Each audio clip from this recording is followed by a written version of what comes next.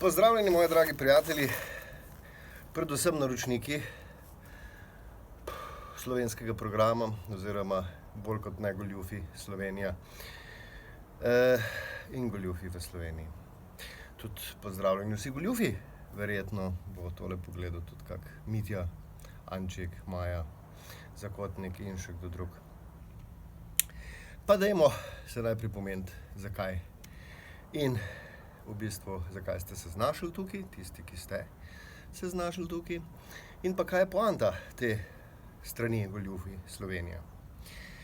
Najprej moramo vedeti, da vsaj jaz zase vem, da sem naredil to stran oziroma te filmčke z namenom, da tudi drugi ljudje lahko vidijo oziroma si zapomnijo imena teh ljudi in so, bi rekel, v sodelovanju z njimi malo bolj previdni, če jim že posodijo denar ali pa grejo z njimi v kak biznis ali pa jih zaposlijo ali pa kakorkoli že, da so pač malo previdni pri sodelovanju z njimi. Predvsem, kadar ti ljudje na nek način so v nekih škripcih ali, kako bi rekel, si poskušajo na kak čuden način kaj sposoditi ali pa prositi ljudi, ko se znajdejo, tako kot se je recimo Mitja, v nekih kočljivih situacijah. In takrat seveda imamo mi, bi rekel, večji del Slovencev, en tak, bi se temu reklo, občutek, da moramo nekako pomagati, ne. In ko to naredimo, takrat je že nekaj hudo narobe, bi rekel, znotraj nas, ne. Torej, bi rekel, mi imamo ta svoj problem, ki ga še nismo rešili, da gremo in pomagamo ljudem. In takrat se pač moramo, bi rekel, postaviti malo nazaj, malo se opazovati in se tudi vprašati, zakaj, bi rekel, poskušamo tem ljudem pomagati. Ker verjetno je neka stvar, ko je v naši preteklosti, ki seveda ni razčiščena, ko nam nekdo ni pristopil na pomoč takrat, ko smo ga najbolj rabili, ali je bil to oče, ali je bila to mama, ali pa kakorkoli. Ampak to zdaj ni poanta, poanta te strani je bolj v tem, da ljudje vidijo, da taki ljudje obstajajo in da seveda so pač z njimi dosti bolj pazljivi. Ker moramo poglejte tudi, Slovenci smo na nek način, tako kot je en moj dober prijatelj rekel, Austin, da tako naivnih ljudi v bistvu še ni videl. In moramo si priznati, ne, tudi če pogledate vse take, kako bi rekel, igre, ki so šle skozi Slovenijo, Catch the Cash, recimo, je bil zelo znan, pa Walter Wolf, pa neke stvari, ki so se takrat dogajale, pa potem zdaj v zadnjem cajtu, nedolgo nazaj, je bil OneCoin, zelo popularna zadeva in celo marsikateri direktorji so nas prepričevali, tudi eden izmed njih je dela v zavarovalnici Sava, v nadzornem svetu, oziroma gor nekje, ker nas je v bistvu prepričeval in na nek način nam ponujal bajne zaslužke oziroma, da bo pač ta OneCoin nekoč enak kot Bitcoin in tako. Ampak pač ne bomo zdajle o njegovem imenu še, ampak verjetno ga poznate, sploh če ste iz Novega mesta ali pa okolice in dobro je pač, bi rekel, vedno pogledati v stvari, če so zaslužki bajni, ne, in mi seveda smo na nek način neki, kako bi temu rekel, požrešni, lep izraz, in si želimo na nek način zaradi svoje požrešnosti vložiti nek denar in ga seveda izgubimo. Zato tudi pravim, veliko iger v Sloveniji, jih lahko pogledate, so šle skozi Slovenijo z bajnimi zaslužki, skratka, tisti, ki so jih uvedli in prinesli v Slovenijo, so bajno dobro zaslužili. In seveda ti ljudje so tudi ponavadi vedno zginili s tem denarjem. In potem se seveda ljudje pritožujejo, nekateri pa si sploh ne upajo nič reči in tudi ne bodo posneli videa o nekomu, zato ker pač reče, tako je, ne. Samo pač moj drug, ne, glavni razlog je pa točno ta, da opozorim ljudi, da pogledajo v sodelovanju s temi ljudmi, kje so se nategnili, kje se bodo nategnili in pa seveda, da so na nek način opozorjeni, če pač jim to kaj pomaga. Druga stvar, ki pa je še bolj pomembna od te, da ste opozorjeni, pa je ta, da morate vedeti, da vsak človek, ki krade, mori, goljufa, karkoli takega naredi v svojem življenju, je v bistvu to, kar je naredil vam, ni neka stvar, s katero vi operirate.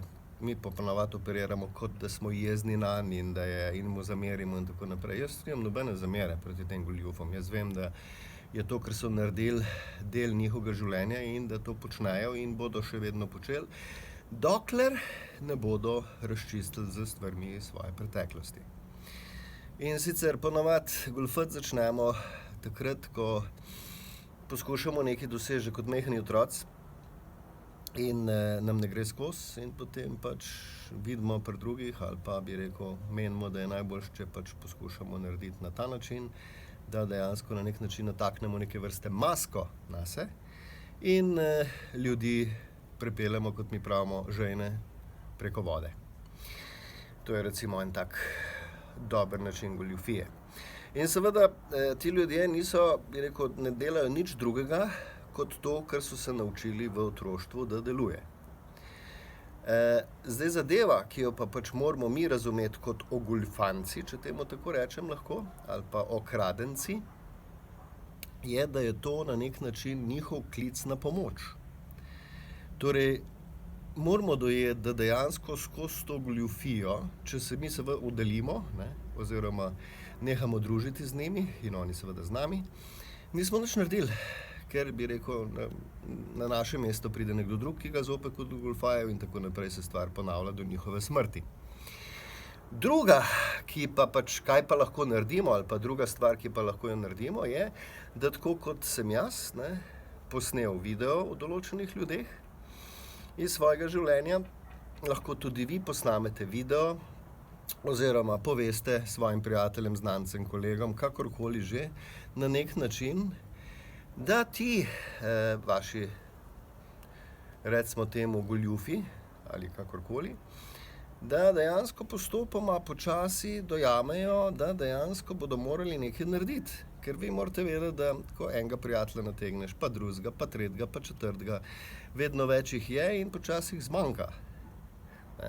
Oziroma zmanjka vsaj tistih, ki so še voljni biti nategnjeni ali ogoljufani. In takrat, če naprej, začnemo razmišljati, da moramo nekaj narediti in takrat smo šele, bi rekel, pripravljeni, da začnemo nekaj transformirati v svojem življenju.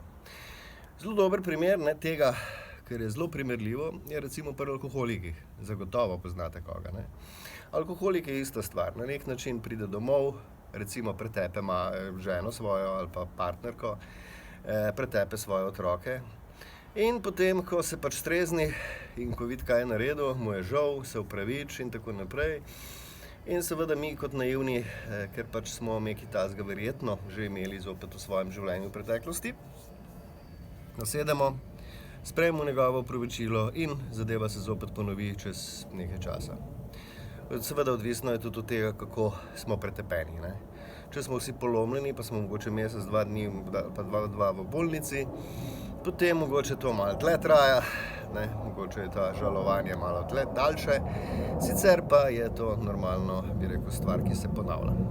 In dokler ta alkoholik tega ne dojame, dokler se pač na nek način ne oddaljimo od njega in ga s tem tudi prisilimo, da začne razmišljati, kaj bo naredil na sebi, se pač nič ne zgodi. In enako, bi rekel, sem tudi jaz posnel te videe s tem namenom, da bodo ti goljufi predvsem začeli pogledati v svoje življenje in začeli transformirati tam, kar morajo.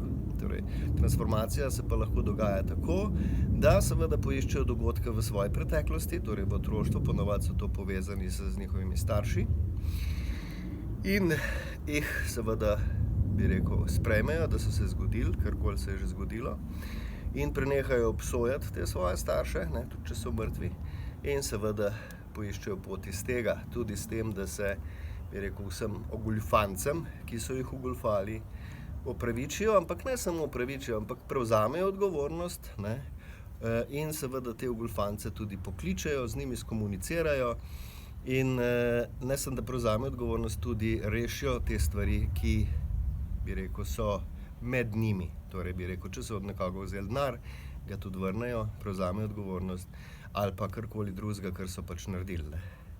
tako da se nazaj praktično povrne integriteta oziroma zaupanje v to osebo.